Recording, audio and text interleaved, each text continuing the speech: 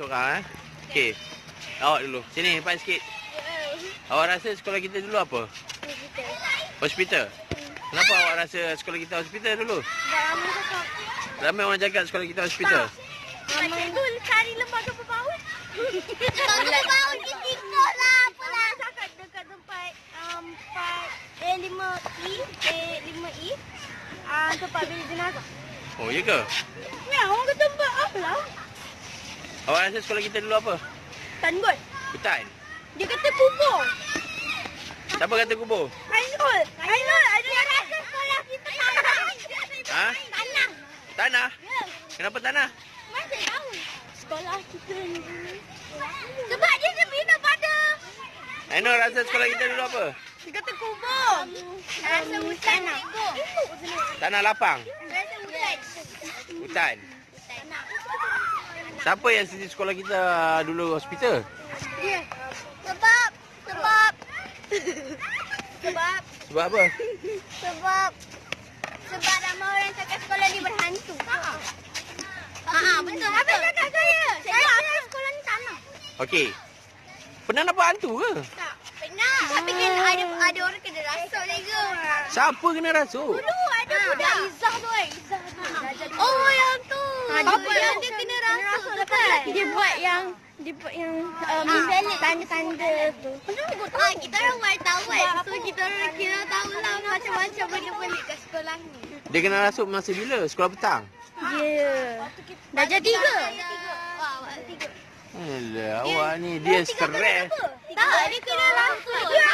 Mata dia warna putih lah. Semua ada warna putih. Tak. Telur pun warna putih. Tak, mata dia tak ada biji mata. Ha. Ada biji mata. Sebab dia penat. Sebab itulah mata putih Darjah keluar. 2. Dia susah sangat. Cikgu. Mungkin dia juling masa tu. Mata dia juling. Tangan dia kata dah ada jumpa pocong dalam bilik muzik.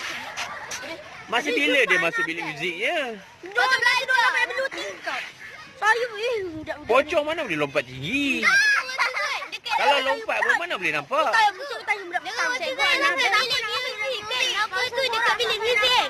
Memang tak. Saya masuk satu bilik dekat dalam bilik muzik tu. Lepas tu ada dengar muzik. Dia bunyi sendiri. Memanglah ada orang main kat dalam tu. Tak. Mana awak tahu tak ada orang? Saya tahu tak ada orang. Dan saya nampak tak ada orang. Dia kat dalam, awak kat luar. Tak. Saya nampak. Muzik tu dia bunyi sendiri. Tak ada siapa main muzik tu. Awak tahu radio bunyi sendiri? Tak ada orang pasang pun? Tak. Ada. Ada. Ada radio mesti orang dengar orang cakap. Yelah. Ini alatan muzik cikgu. Bukannya radio. Alatan muzik. Biasalah. Orang praktis. Geng-geng DK Barat. Mana ada? Ada. Awak tak nampak kasut kat luar bilik tu? Tak. Dia sembunyi kat dalam lah. Tengok. Saya yakin dulu Ani kata dia masuk. Yalah sana. Awak masuk ke bilik tu? Ya, di bina. Saya buka pintu lepas saya tengok. Saya dengar bunyi. Lah, patutlah. Masalahnya, kalau ada orang, bolehlah buka pintu. Kalau tak ada orang, pintu tu kunci. Baik kita sekolah ni. Boleh lah aku. 2006 lah dah ada. Oh ya cikgu. Sekolah kita bila dibina? 2006. 2006? Kat mana awak tahu? Kat situ kan dapat pejabat tu. Malu. Kita letak YouTube ke? Kita letak Facebook dekat Insta.